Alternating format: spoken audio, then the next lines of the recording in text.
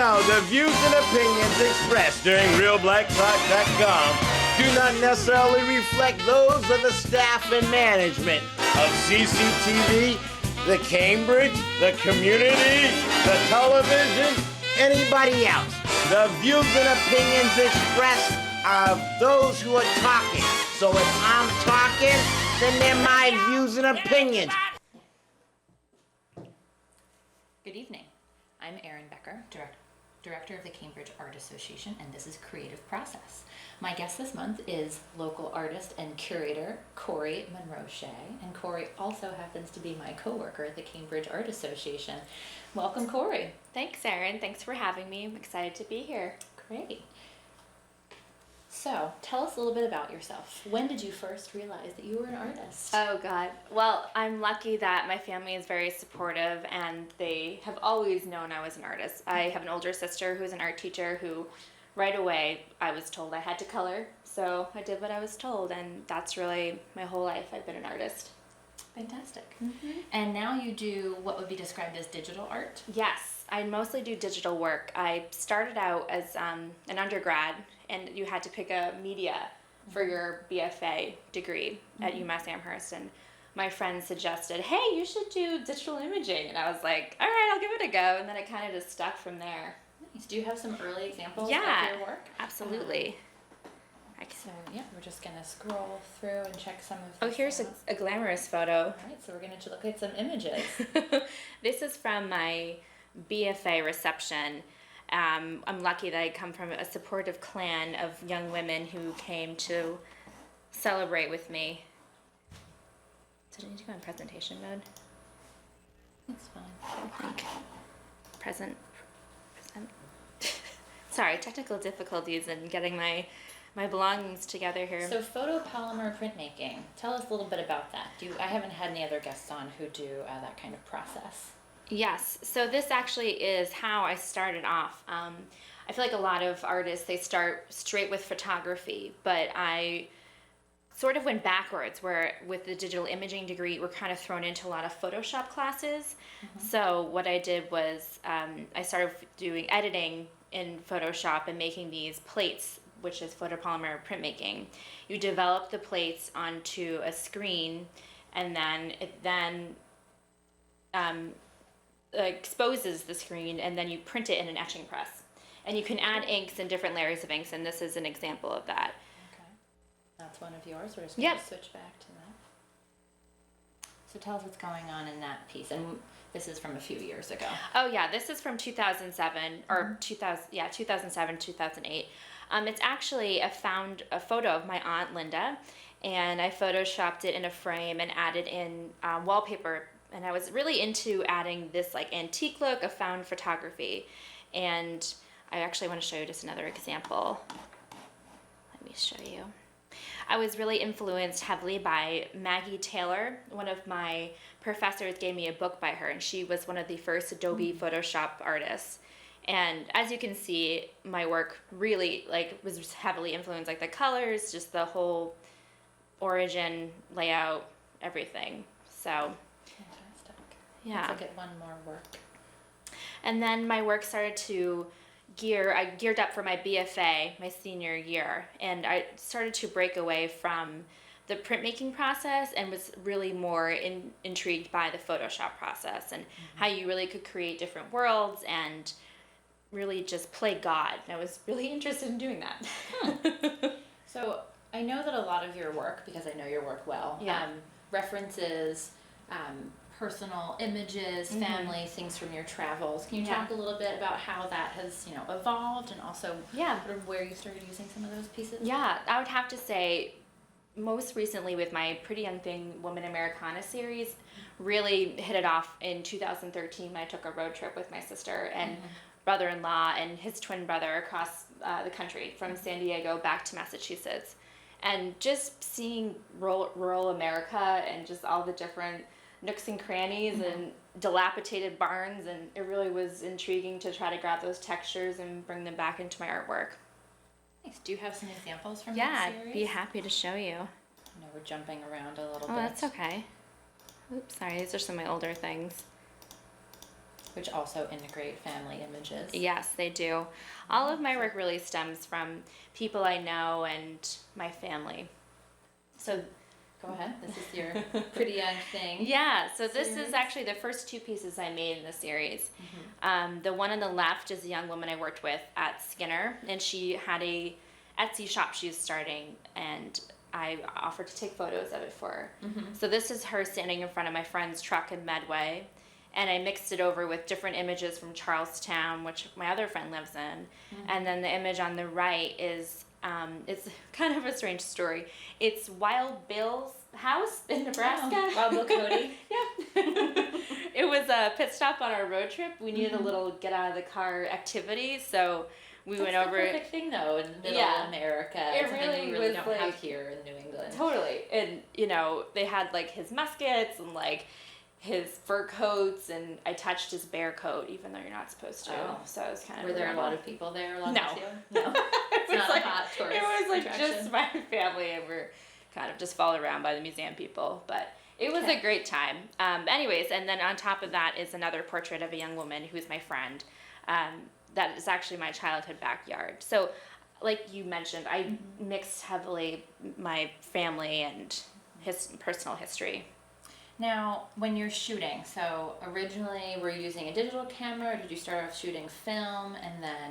Actually, What are I you using? never did film You until never did film. after college, because I was like, in Photoshop, there's dodging and burning, and I wanted to realize, like, how do I do this in real life? So I signed up for a class at Mass Art at 4x5 film, which was ridiculous because it's like a box that's upside down and backwards, and so it was very humbling to be able to just click, 2 seconds, lighten something, darken something, to like go through that process of using film and how expensive it is. Developing in the workshop. Yeah, it's like So you super don't. So you've intense. never really used a film camera. No. You use a digital camera. Yeah, I had like a little, little crappy one that my parents gave me for, no offense, it was great, but in 2007, but I actually upgraded to a Canon Rebel, which is really beautiful, and it was that moment that when you finally take photos and you can shift the focus, and you're just like, oh, this is what I've been missing and like wanting to do with my work. Now, I know you're an avid Instagrammer, I know. so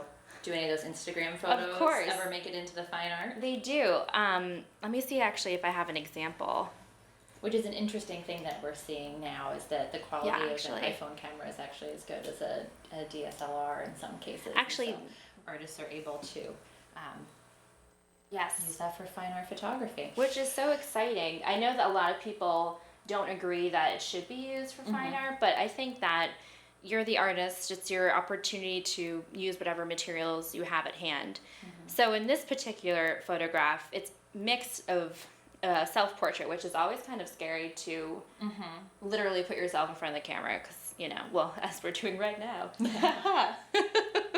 But the background of this photo is on top of a mountain that I took with my cell phone this summer.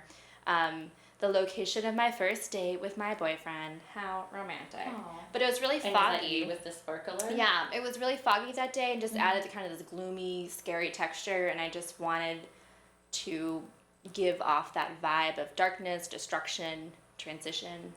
Cool. Now, if you were going to print this, how large would you print it, just to give the viewers an idea? Oh, okay. That's a great question. I would print it 18 by 24 with a white frame. and so you would be comfortable printing something that came from an iPhone Yeah, photo I would. that large. I actually That's go to really this cool. great place in Rhode Island called IO Labs, and they do a fantastic job printing. Nice.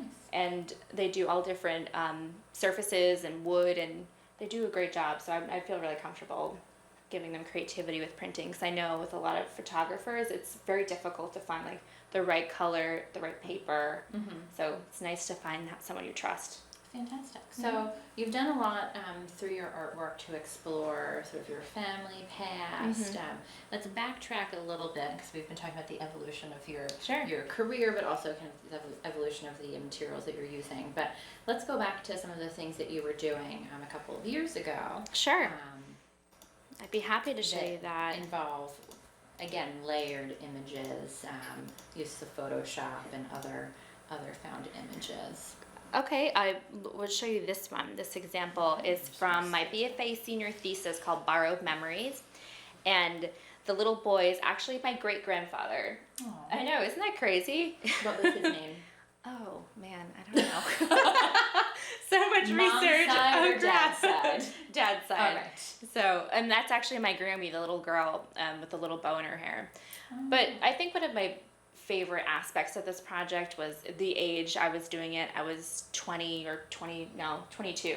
Really the early 20s when you're trying to figure out what type of person you are. So I feel like I did that through my artwork and digging back through my family's history and recreating narratives that, you know, were very surreal, a little dark, but it was a way for me to understand them through artwork. And the images on the left are all images that I put together. The first one is from a magazine. I just really liked that hardwood floor. Oh, and these were eventually all kind of layered over each Yeah, other? I'll show you the next little. This is the final product of it. Oh, wow. Yeah. So how do you go from that process of, you know, seeing this series of images and then knowing what sort of the right fit is going to be? Because obviously we're all constantly inundated by Right. images all the time. So how did Yeah. you see that and say, like, oh, these beautiful trees, these family photos, you've definitely retouched them with a little bit of Oh color, yeah, absolutely. and made these little vignettes out of them. So how Yeah. did you know that those were the right parts to put together? Well, that's like the greatest part about Photoshop is that you can play around. You can make a million drafts of something and go back in and change and manipulate it. But with this particular piece, I remember in the left-hand corner, I like didn't know what to do, but I wanted to like offer a sense of time between these three figures and not necessarily know the relationship between them.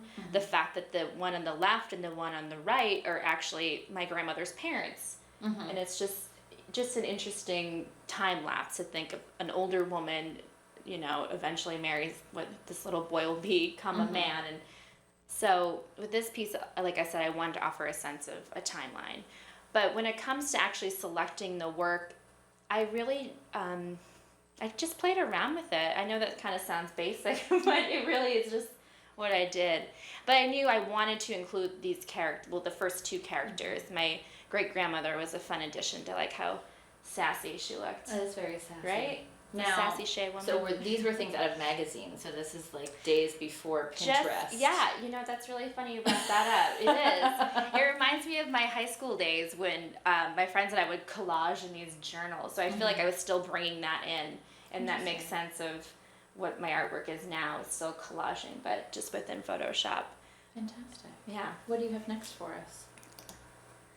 This is a continuation of my senior thesis, and the image on the left is actually what the image on the right has become. So No, is that another family member? this actually isn't. Oh. My granddad was a World War II vet. She was a nurse, and that's how she met my grandfather, who was a Marine in Japan and then got injured, and then he was her nurse. And she had this photo album of all of these young, beautiful people in Hawaii, but half of them all had like Some sort of injury or yeah, a wound. yeah. And then there was just this random like perfect profile of this guy. I think she dated him, but didn't really want to give me the details. She was just like, oh, I don't know who he is, but I really just liked it. And then obviously I added in the color, and the brain aspect is actually a print I did in an etching press, and then I scanned it in, added more photography to it. Very nice. Yeah, it's one of my favorite pieces. It's hanging in my dad's office now. Oh, cool. Yeah. This is some post-college artwork. After my BFA thesis, well, as you know, there's that era after college where you're trying to figure out where to go. As you can see, I felt a little lost. Although this is sort of getting much more dream-like. Yeah. But there is a definite progression that we're able to see. So what's going on? So the one on the left is really the first one I made after college, and I painted the under surface of it and scanned it in and added all these different aspects of it, and then I was like, after looking at it, I'm like, whoa, I'm feeling sad and alone. But it was just because I left my studio, I left my artistic bubble. Your So, community. yeah. Your community of artists. Yeah, which is so important to have. And then the other one is... That's me. That's a self-portrait. Oh, because it got to the point where it's like all my friends were busy with full-time jobs and I was still trying to figure it out working at Starbucks. So I was my own model and still feeling a little isolated from that. I took a mass art critique class and I brought that in and they all were like, huh. I'm like, yeah, I know. I'm going through some feelings. Aw. But it's good because that's the best part about making. You on a ladder and then sort of a lake situation? Yeah. So you're literally drowning in the lake. When I look back at it now, it's like, wow, it's like revealing like a diary. It's kind of a little scary to reveal in public, but it's good to do. Cool. Well, Yeah. Let's look at one more, and then I think we can talk a little bit more about how you're currently using Oh, sure. art as an expression. This was kind of like the light at the end of the tunnel, this piece. I was accepted into a 30 under 30 show in New Hampshire, and I started to make more work consistently, and this is also when I started working at the Cambridge Art Association, so I was back at being a part of a community, which was really the most important thing. Having people walk in every day and be inspiring was exactly what I needed, and it really pushed me to make work, especially just the dialogue between people that will pop in and just talk about what they're working on, and I'd be like, I need to work on something too. The great idea exchange. Yeah, exactly. And that's actually how I heard about IO Labs. Somebody just barely mentioned it in a conversation when they walked into the gallery, and then I jumped on them. Now, but we need to go back to this piece. So Oh, yeah. it landed on the Artscope cover. Yeah. And it's pretty big, right? Yeah, In real life? yeah. I sold the piece. I forget what size it is, which is not a bad problem selling the artwork. Very cool. And that's also your former coworker. Yeah, she's actually in real life. The ladder stops probably right at where her bottom hand is, and it's leaning against a barn. Oh. And I wanted it to look crooked and kind of scary. And it's funny because a lot of the young women I know, when I showed them this piece, they said that she was going up, and a lot of young men thought she was going... Traveling in the downward direction? Yeah, which I was like, interesting. I look at it and I see going up. It's Me like Coco. too, Her head exactly. Her face is inclined She's- towards the sky. Yeah, she's determined to go where she's going. So you have a current series that you just started working on. Yes. It's actually being featured up at Catamount Arts in Yes, St. it Johnsbury, is. Vermont, which is very far northern Vermont. It was is. juried into a fantastic show by Catherine French, who also juried the Blue show for the Cambridge Art Association that opens tomorrow. It's a new series for you. Yeah, I don't even know what to call it yet, really. But do you want to, before we look at the images, do you want to sort of talk about where it's coming from? Because it still does deal with a lot of the tools that you've been using of layering images, but it's very different Right. thematically. That's exactly right. I felt like before with my previous work, The Pretty Young Things, Women in Americana, I know, long title, It's a but lot. it was cheeky. I liked the like pretty young thing, and it was all, young women. But right now I'd say this series is taking, it's just that point in life where everyone reaches in your later 20s when Your quarter life crisis. yeah, pretty much now. But it's like things that you made when you were 24, it's like comes from a different spot inside of you. And I'm just branching off into new work. I think I want to explore a little deeper into the landscape aspect of it. I want to have more emotional type of landscapes. And I think that's where my series is still stemming from, mixing the portraiture with landscape. But I want to push it a little further, make it a little more abstracted, I think. And we saw one of the pieces from that series, and then which was the one with the sparklers, and Right. then this is the piece that's featured in the Catamount Arts exhibit. So Yeah. is that you? No, it's actually my friend who was in my previous, the girl on the ladder. Oh, fantastic. Yeah. She's famous. I know, right? She's probably like, oh God. But I didn't use all of the portraits. I like to have a couple on my back burner. And this took me a while to get to really make it feel done. But it feels done now. What does that mean to you, the feeling of doneness? Doneness, when I look at it, I feel completely satisfied. Yeah. And there wouldn't be one thing I would change, even if somebody was like, and I'd be like, no. Have you ever gone back and changed something after it was printed? Not since it's been printed, no. I would have not. So this is a woman. This is a with woman. no head. Yeah, I know, right? And is that a cornfield? It's actually, I don't know what to call those plants, but they're next to the Arlington Route 2 area. Oh, okay. I was walking my dog. Yeah. Look area. And it was just like the texture of them I loved. They It's were kind of tropical looking. right, and they were just blowing in the wind like crazy, and I thought, oh, I need to take a million photos of these, so I did. And that actually was with my cell phone, the background photos. But the young woman standing in my backyard, my hometown in Medway. And then a sort of what is the fiery explosion in the background? I kind of think Can you it's tell just. us? I mean, what's an image of? Oh, it's actually it's of smoke. Okay. It's from several different images I use from Labor Day parties with firecrackers and things like that. But they're my imagery, which is something I also want to make sure is important. I'm not just going online and Googling, certain images. It's all photos and things I've participated in, which I think is always important. That is important Because there's an authenticity there. Yeah, exactly. And it's like with Photoshop, you can play God with so many things that it's like you need some real portion of your eye in there. Do you think that this is sort of a moment of digital art? Yeah, definitely.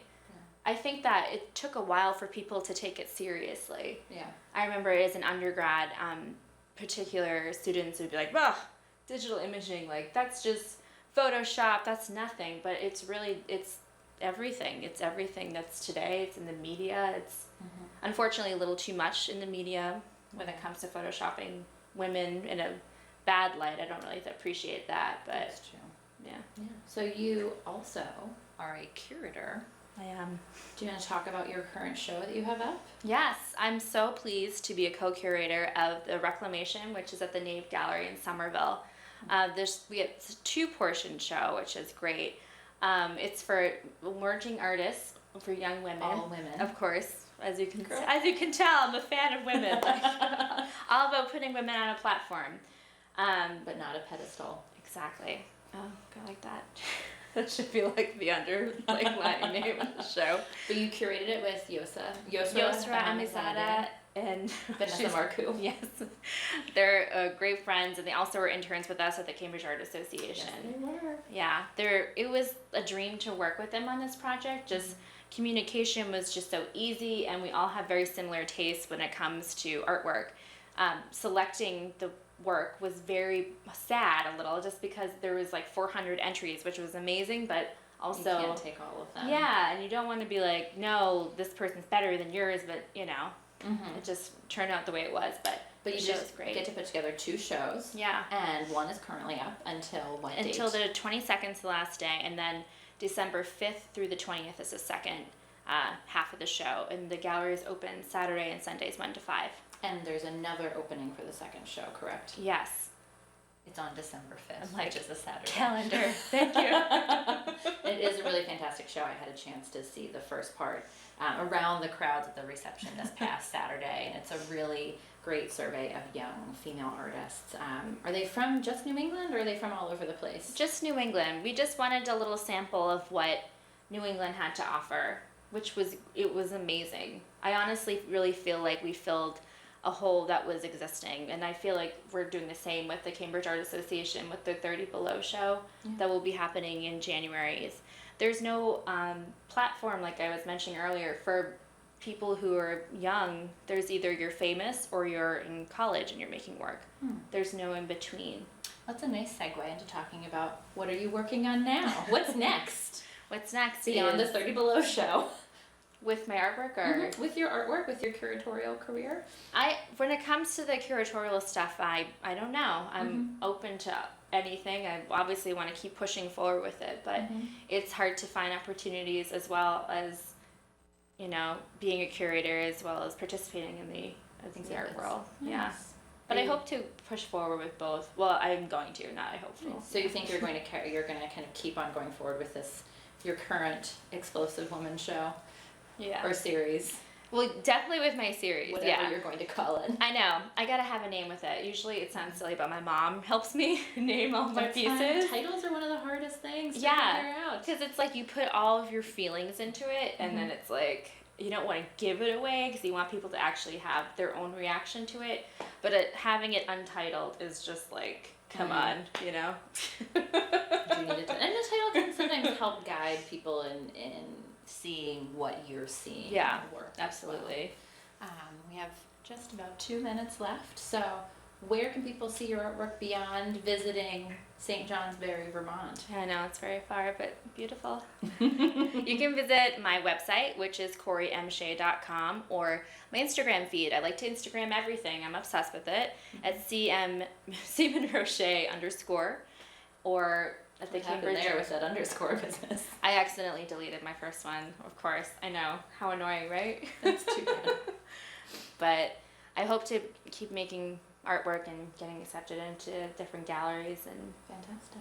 And you actually, we didn't mention, you were also one of the spotlight artists at the Arsenal Center for the Arts last year. Yeah, that was awesome too. It was a great feeling. Yeah. The show was amazing, and like we said, pulling from New England and everyone's under 30s, and we have to fill that exhibition. Fantastic. So visit CoryMShea.com to see some of the work that you saw tonight, and also new work by Cory and some of her curatorial projects.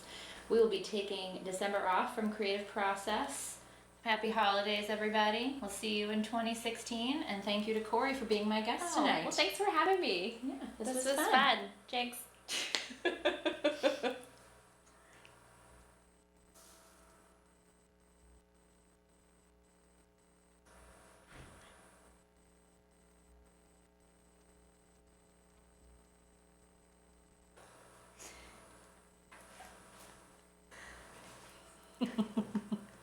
All right. Sorry, at the end, I'm like, That's okay. I don't know what else to say. The end is always And that's about it.